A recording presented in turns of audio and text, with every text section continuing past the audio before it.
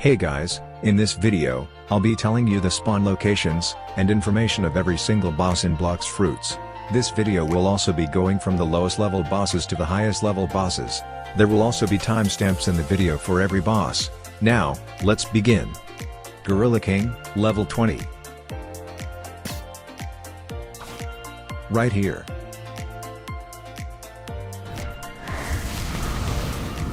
Bobby, level 55. Right here. Yeti, level 105. Right here.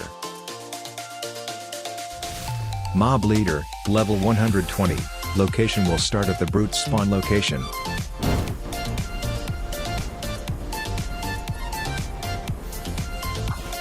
Right here. Vice Admiral, level 130, right here. Saber Expert, level 200. Right here. Warden, level 220, Chief Warden, level 230, both of them located right next to each other.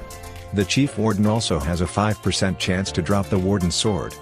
Swan, level 240, also located near the other two bosses. The Swan boss also has a 5% chance to drop the pink coat, which buffs are plus 200 health and plus 10% gun damage. Magma Admiral, level 350. Right here. Upon defeat, this boss has a 10% chance to drop the Refined Musket. Fishman Lord, level 425.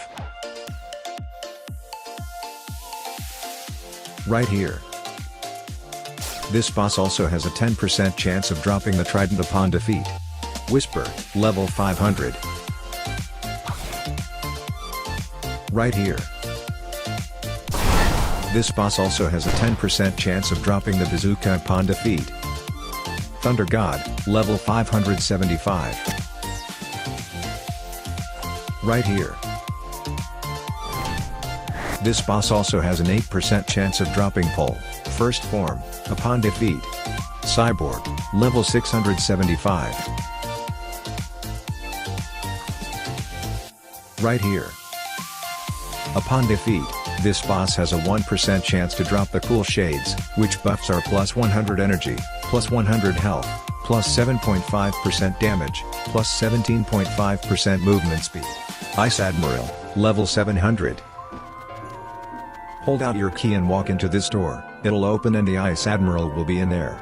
Greybeard, level 750. This boss takes 4 to 6 hours to spawn, and can't be spawned with the Respawn Bosses Game Pass. When the boss spawns, a red text in chat will say, "Loud tremors are being heard from across the sea," so that's how you know the boss spawned. Upon defeating the boss, he will upgrade your Bacento sword to V2. If you don't have the Bacento sword, you are essentially just wasting the only purpose of this boss. Those are all the bosses that spawn in the first sea, so now let's move on to the second sea bosses. Diamond, level 750.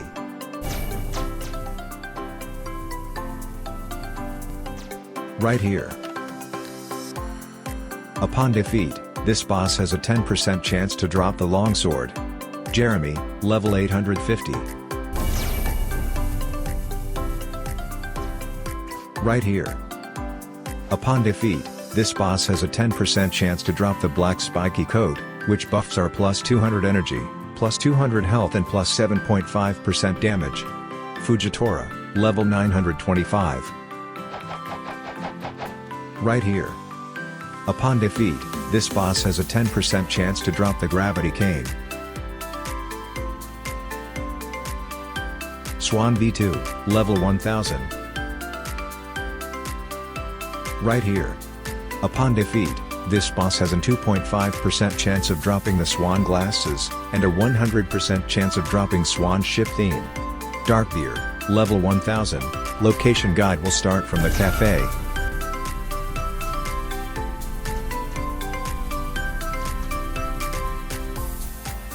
This boss can only be spawned using a Fist of Darkness, and when he does spawn, a red text in chat will say, "The power of the darkness has been unleashed." Upon defeat, this boss has a 2% chance to drop the dark coat, which buffs are plus 600 energy, plus 600 health and plus 15% blocks fruit damage. Smoke Admiral, level 1150. Right here. This boss also has a 15% chance to drop the Jitty. Cursed Captain, level 1325. Right here. This boss has a 33% chance to spawn every nighttime. This boss has a 2.5% drop chance to drop the red and blue spiky coat. The red spiky coat buffs are plus 250 energy, plus 500 health, and plus 7.5% damage. Awakened Ice Admiral, level 1400.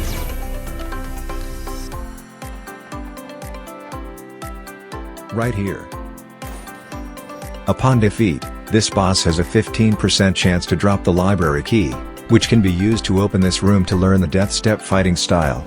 This boss also has a 2.5% chance to drop the hidden key, which can be used to open this chest in this hidden area. The chest isn't there for me since I already claimed it, but you will get the Rengoku sword.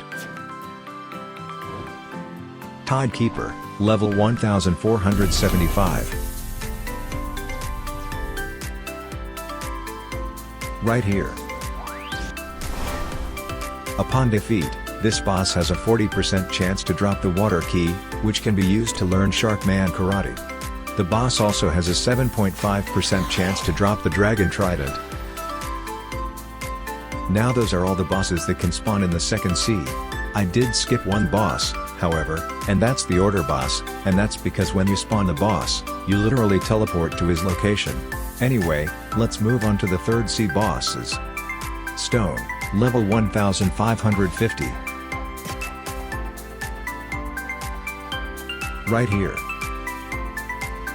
Upon defeat, this boss has a 5% chance to drop the pilot helmet, which buffs are 130% increase movement speed, plus 10% faster health regeneration, plus 250 health, and plus 250 energy. Island Empress, level 1675. Right here. Upon defeat, this boss has a 10% chance to drop the Serpent Bow. Kilo Admiral, level 1750. Right here. Upon defeat, this boss has a 5% chance to drop play, which buffs are plus 50% health regeneration. Captain Elephant, level 1875. Right here. Upon defeat, this boss has a 5% chance to drop the twin hooks. Beautiful Pirate, level 1950.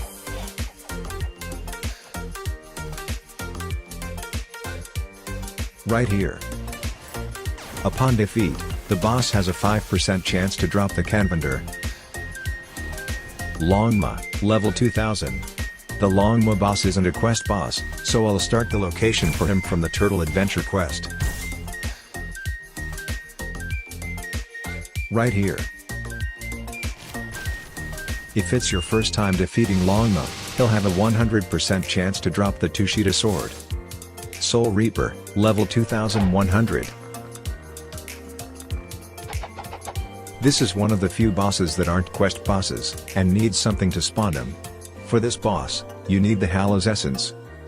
When this boss spawns, a red text in chat will say, "An unknown being has entered this world." Upon defeat, this boss has a 100% chance to drop the Holy Crown, which buffs are plus 500 energy, plus 500 health, plus 5% damage, plus 5% defense against attacks, and plus 5% energy regeneration. This boss also has a 5% chance to drop the Hallow Scythe, which is one of the 4 mythical swords in the game. Cake Queen, level 2175. Right here.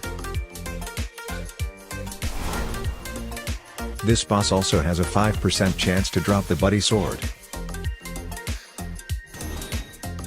The Cake Prince and Dough King both spawn in the same location, but I'll start with the Cake Prince first. To spawn the Cake Prince, You need to defeat 500 enemies located in the cake land. Others can help you. Then just talk to drip_mama, and he'll spawn the boss. Upon defeat, the cake prince has a 100% chance to drop the pale scarf, which buffs are plus 15% Blox fruit/swords damage, plus 2 instinct dodges, and times 10 instinct vision range on players. The boss also has a 5% chance to drop the spiky trident. Now when this boss spawns, a red text in chat will say, "A dimension has spawned." Just enter through the portal located behind the drip_mama NPC to fight the boss. For the Dough King, you have the same steps as the Cake Prince, except you'll also need a Cake's Chalice. Upon defeat, the boss has a 100% chance to drop the pale scarf, and a 15% chance to drop the spiky trident. He will also drop a red key, which can be used to buy a Dough Raid microchip, if you want to awaken your Dough fruit. Also, when the boss spawns, a red text in chat will say, "A dimension worthy of a god has spawned." Now for the final, and currently the highest level boss in the game, it's Rip_Indra. This boss can only be spawned by using a god's chalice and lighting up all 3 legendary hockey buttons on the map. But when he does spawn, he'll spawn in front of this throne. Upon defeat, he has a 100% chance to drop the Valkyrie helmet, and a 2.5% chance to drop the Dark Dagger. The buffs of the Valkyrie helmet are plus 600 energy, plus 600 health, and plus 15% sword damage. You'll also gain access to portals, which at the moment there are 2, they teleport you to Hydra Town and the mansion in Turtle Island. Anyway guys, that's the end of this video. If you found this video useful, please make sure to like and subscribe. Anyway, bye.